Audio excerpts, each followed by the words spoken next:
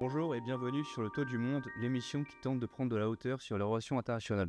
Donc aujourd'hui, nous avons la chance d'accueillir Tolga Bilener, vous êtes docteur en sciences politiques, enseignant-chercheur à l'université de Galatasaray en Turquie. Vous êtes notamment spécialiste du Moyen-Orient et de la Turquie, mais aussi de la Chine et plus globalement de l'Asie-Pacifique. Donc dans un contexte international marqué par une hausse des tensions, mais aussi une recomposition des grands blocs, notamment entre l'OTAN, l'Occident, mais aussi le Sud global, nous voulions vous interroger sur la place de la Turquie dans ce monde. Donc notamment, premièrement, comment la Turquie organise sa diplomatie, notamment autour de la valeur de l'équilibre. La Turquie essaye évidemment de jouer un rôle de pont entre différents aires géopolitiques. Évidemment, la géopolitique, tous les pays font finalement la politique étrangère de leur géographie. Et la Turquie est bien située justement pour essayer de jouer ce rôle de pont entre différents aires géopolitiques. Évidemment, institutionnellement, la Turquie fait partie de l'Occident puisque c'est un pays fondateur du Conseil de l'Europe en 1949. C'est un pays membre de l'OTAN depuis 1952, membre de l'OCDE et pays candidat à l'Union européenne depuis 1999. Donc, d'une part, la Turquie fait partie justement du système d'alliance occidentale.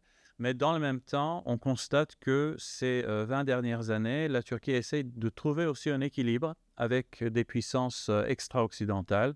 Donc, ses relations avec la Russie, ses relations avec la Chine, notamment ses ouvertures vers des géographies où la Turquie n'est pas traditionnellement présente, comme l'Afrique, comme l'Asie-Pacifique, justement, permet à Ankara de développer une diplomatie que l'on appelle diplomatie à 360 degrés. Donc, la Turquie essaie de jouer le rôle du pays le plus oriental de l'Occident et le plus occidental de l'Orient. Dans un second temps, nous voulions savoir quels étaient les instruments de puissance que possédait la Turquie. La Turquie essaie de mobiliser les instruments de puissance de tous les autres États, en fait, dans le sens où il y a évidemment les instruments de la puissance dure, l'instrument militaire qui est important. La Turquie est l'un des pays qui n'hésite pas à utiliser donc, sa force militaire pour peser dans les équilibres diplomatiques. Donc, on le voit sur plusieurs théâtres. À part cela, il y a les instruments économiques, bien sûr. L'ouverture vers l'Afrique en est un exemple, mais aussi la Turquie a une influence particulière dans les Balkans, en Asie centrale, vis-à-vis des pays turcophones notamment, et une présence au Moyen-Orient. À part cela, évidemment, la Turquie essaie de mobiliser les instruments de la puissance douce, comme la turcophonie, justement, vers le Caucase, mais aussi l'Asie centrale. Il y a la diaspora, la diplomatie diasporique de la Turquie gagne une importance depuis certains temps. Et puis, il y a d'autres instruments, comme par exemple les séries télévisées. La Turquie est devenue le troisième pays exportateur de séries télévisées dans le monde après les États-Unis et le Royaume-Uni. Donc, tout cela joue évidemment dans l'équation de la puissance de ce pays. Merci. Donc la Turquie cherche à renforcer son statut de puissance régionale influente. Pouvez-vous nous expliquer un petit peu son implication dans les différents conflits actuels? Justement, si on regarde la carte aujourd'hui, on parle de plusieurs conflits et ces conflits sont imbriqués. Il est très difficile de séparer les uns des autres. Et quand on regarde les conflits dont on parle aujourd'hui, la question palestinienne, le Liban, la Syrie, l'Irak, l'Iran, l'Arménie, l'Azerbaïdjan. En Géorgie, il y a des manifestations. En Ukraine, il y a la guerre. En Moldavie, l'élection a été un peu compliquée. En Roumanie, donc l'élection présidentielle a été annulée. Et récemment, on commence à parler de nouveau de la Bosnie. Donc, la boucle est bouclée, en fait. Tous ces conflits font le tour géographique de la Turquie. Évidemment, la Turquie essaye de jouer un rôle dans le règlement de ces conflits. À propos de la guerre en Syrie, évidemment, la Turquie est au premier plan, puisque la Turquie et la Syrie partagent une frontière de 911 km. Et c'est directement lié à la sécurité de la Turquie. Et justement, la Turquie a considéré le conflit syrien comme un problème interne. Et c'est devenu un problème interne via les réfugiés aussi, puisque le pays abrite 3,7 millions de Syriens. Donc c'est évidemment un dossier d'une importance tout à fait particulière pour la Turquie, non seulement pour sa politique étrangère, mais aussi avec tout ce qui représente le poids que représente, par exemple, ce problème, le poids économique sur la politique interne, etc. Donc la Syrie, évidemment, est le dossier principal. Ensuite, le Caucase. La Turquie a bien sûr des relations très particulières avec l'Azerbaïdjan et donc la Turquie n'a pas hésité à fournir un soutien militaire à l'Azerbaïdjan dans le conflit qu'il a opposé à l'Arménie. Vis-à-vis de l'Ukraine, on voit comment fonctionne un peu. C'est un cas où on peut voir comment fonctionne la diplomatie turque, puisque d'une part, évidemment, puisque la Turquie fait partie du système d'alliance occidentale, elle a soutenu l'Ukraine militairement, en lui transférant des drones, en fermant les détroits aux navires russes, ce qui a quand même sécurisé l'espace mer Noire pour l'Ukraine, et en essayant de jouer un rôle de médiateur. Mais dans le même temps, la Turquie n'a pas appliqué les sanctions vis-à-vis de la Russie. Donc, on voit qu'il y a quand même un équilibre que la Turquie veut installer. Ensuite, il est aussi vrai que l'analyse que l'on fait à Ankara, c'est qu'une Russie trop dominante dans le bassin de la mer Noire n'est pas dans les intérêts de la Turquie. Là, il y a quand même il faut expliquer les relations russo-turques de ces 3 derniers siècles. Ensuite, les Balkans, évidemment, c'est un espace d'une importance particulière pour la Turquie. Et depuis les années 90, en Bosnie, notamment les musulmans de Bosnie, ont toujours bénéficié du soutien de la Turquie. Donc, dans tous ces débats, la Turquie voudrait avoir son mot à dire. Et donc, dans ce cadre, notamment de la hausse des tensions en Europe, comment voyez-vous l'évolution des relations entre la Turquie et l'Union européenne à l'avenir ? C'est très compliqué. Ce sont des relations de longue durée. Et le problème essentiel entre les deux parties, ce sont 2 acteurs qui se connaissent très bien parce qu'ils sont en relation depuis des décennies. Et le problème, et ça peut paraître paradoxal, ils n'arrivent toujours pas à définir le cadre de leur relation. On se parle, mais on se parle en tant que quoi ? Est-ce que la Turquie parle à l'Europe en tant qu'un partenaire stratégique ? Est-ce que l'Europe parle à la Turquie en tant qu'un pays tiers quelconque ou en tant qu'un pays candidat à l'adhésion dans un avenir proche? Cela change tout. Le cadre général change la nature de cette relation. Donc le problème, c'est qu'on n'arrive toujours pas à définir dans quel cadre on se parle. Dans ce contexte, évidemment, la Turquie a un statut de candidat officiel depuis 1999. Les négociations d'adhésion ont commencé en 2005. Mais s'il faut être réaliste, depuis l'époque Sarkozy-Merkel, le processus d'adhésion n'a pas été interrompu officiellement, mais dans les faits, ça ne marche plus. Maintenant, on se dirige plutôt vers des relations transactionnelles. On l'a vu clairement en 2016 à propos de la question des réfugiés. Et en plus, il y a des obstacles pour l'avancée du processus d'adhésion, évidemment, du côté turc.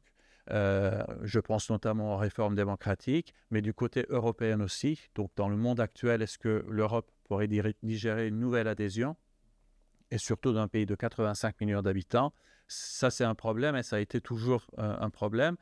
Donc, les 2 parties doivent maintenant rebâtir une relation à partir de là. Et peut-être, justement, l'effet Trump, tout ce qui se passe en Ukraine, le rôle de la Russie et cette réflexion en Europe à propos d'une nouvelle approche de défense commune peut devenir un facteur de rapprochement. On le voit par exemple récemment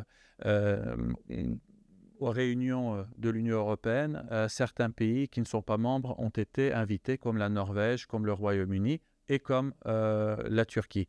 Donc c'est un peu l'évolution justement des équilibres géopolitiques dans notre région qui va déterminer la suite des choses entre Ankara et Bruxelles. Maintenant, si on se penche un peu plus entre les relations de la Chine avec la Turquie, et notamment si on prend le cas des Ouïghours, dans quelle mesure leur traitement peut-il affecter le rapprochement entre la Chine et la Turquie ?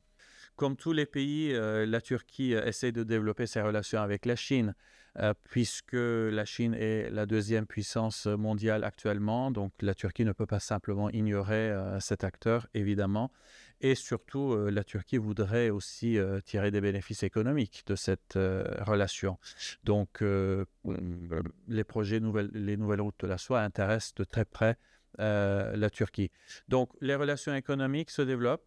En 2000, le volume commercial entre la Turquie et la Chine était de 1 milliard de dollars. Aujourd'hui, on est passé à plus de 50 milliards de dollars, avec certains problèmes, bien sûr, qui ne sont pas spécifiques à la Turquie, comme le déficit commercial, qui est en faveur de la Chine. Mais il y a, comme vous avez évoqué, un autre dossier particulier, ce qui fait que les relations entre la Turquie et la Chine ne pourront jamais être simplement commerciales. Il y a une dimension politique, une dimension de politique intérieure, c'est la question ouïghour. C'est une question évidemment fondamentale pour la Chine, puisque cela touche, selon leur interprétation, à leurs intégrités territoriales. C'est une question de sécurité. Donc, c'est vraiment une ligne rouge pour eux. Alors que pour la Turquie, la question ouïghour touche à son identité profonde. Donc, la Turquie non plus ne peut pas simplement ignorer ce dossier, sans oublier la présence d'une diaspora ouïghour très ancienne et ancrée en Turquie. Donc, d'une part, il y a cette volonté de développer les relations économiques et commerciales. La Turquie souhaite aussi attirer des touristes chinois. C'est important pour son économie. Mais d'autre part, il y a ce problème ouïghour, sans oublier évidemment un autre obstacle structurel, c'est ce que j'ai dit tout à l'heure, la Turquie fait partie de l'OTAN, fait partie du système d'alliance occidentale, donc il y a des freins naturels au développement de ces relations. Par ailleurs, les intérêts des deux pays ne coïncident pas toujours, ne sont pas toujours convergents, ni en Asie centrale, ni au Moyen-Orient, ni en Afrique. Donc, la nature des relations entre les deux pays est très variée. Vis-à-vis des États-Unis maintenant, comment voyez-vous l'évolution des relations entre Ankara et Washington, notamment dans le contexte de l'arrivée au pouvoir de Donald Trump et de son administration? Sous l'administration Biden, les relations entre la Turquie et les États-Unis étaient pas mal dégradées. On se souvient que quand Joe Biden a réuni les sommets sur la démocratie, il n'y avait que 2 pays de l'OTAN qui n'avaient pas invité, la Turquie et la Hongrie. Pendant 4 ans, les relations ont été assez froides. Donc d'une part, évidemment, l'arrivée de Donald Trump donne quelques espoirs à Ankara, comme si on pouvait établir une relation transactionnelle avec ce pays. Et surtout, il y a bien sûr la question syrienne et là aussi la question ukrainienne qui vont jouer un rôle là-dedans. Mais on est plutôt attentiste parce qu'on se souvient de la première administration de Donald Trump entre 2017 et 2021. Là aussi, ça va commencer avec quelques espoirs. Mais par la suite, il y a eu des crises. On se souvient des tweets que Donald Trump a fait, ce qui a provoqué une petite crise économique en Turquie. Donc, comme il est extrêmement imprévisible, il vaut mieux d'être attentif et essayer de comprendre ce qu'il souhaite réellement. Parce que, en fait, il faut voir les choses globalement dans le sens où ce sont les relations entre les États-Unis. Là, c'est une analyse relation internationaliste, mais ce sont les relations finalement entre les grandes puissances qui déterminent la diplomatie des moyennes puissances. Peut-être une dernière question un peu plus large sur l'ordre mondial actuel qui semble en pleine mutation, notamment avec la remise en question des institutions internationales et un retour des blocs de puissance. Pour vous, vers quel type de système international on se dirige? Le monde turbule.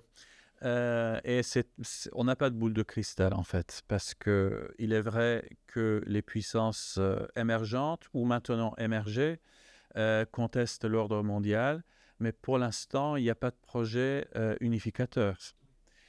Donc tout le monde souhaite un changement. Il est clair que les institutions mises en place en 1945 ne fonctionnent pas correctement. Donc, il faut faire des réformes. Mais quand on entre dans les détails, on parle souvent du Sud global, mais ils ont des visions complètement différentes. Donc, ça serait difficile de trouver un point convergent. La Turquie aussi, depuis des années, c'est presque devenu une mantra. Quand le président Erdogan dit à chaque occasion le monde est plus grand que 5. Évidemment, il pense aux 5 membres permanents du Conseil de sécurité. Alors, ça serait un monde plus fragmenté, plus dangereux, sans doute. Et c'est plutôt l'euphorie des années 90 qui disparaît, ce qui provoque une sorte de pessimisme dans le sens où on voit que le système, le droit pénal international souffre beaucoup. On ne voit pas bien l'avenir de la Cour internationale de justice. Donc, le droit international est mis en cause à travers différents dossiers. C'est vrai pour la question palestinienne, c'est vrai pour l'Ukraine et c'est vrai avec la position américaine maintenant d'imposer des sanctions aux procureurs et aux juges de la CPI, par exemple. Donc, les institutions ont des problèmes. Le droit international aussi souffre de pas mal de problèmes. Donc, dans ce contexte, il y a un besoin de régulation et on ne voit pas comment on pourrait le faire avec les acteurs actuels que l'on a. Voilà. Donc, ça serait un monde beaucoup plus fragmenté, beaucoup plus dangereux. Le fait qu'on parle maintenant en Europe du retour, par exemple, du service militaire obligatoire n'est pas de bon augure pour un avenir de paix. Mais c'est un peu l'histoire des relations internationales. Mais merci beaucoup pour cet échange très enrichissant. Votre analyse nous éclaire sur les dynamiques complexes qui façonnent la Turquie et les relations internationales d'aujourd'hui. Et on se dit à très vite sur le toit du monde. Merci.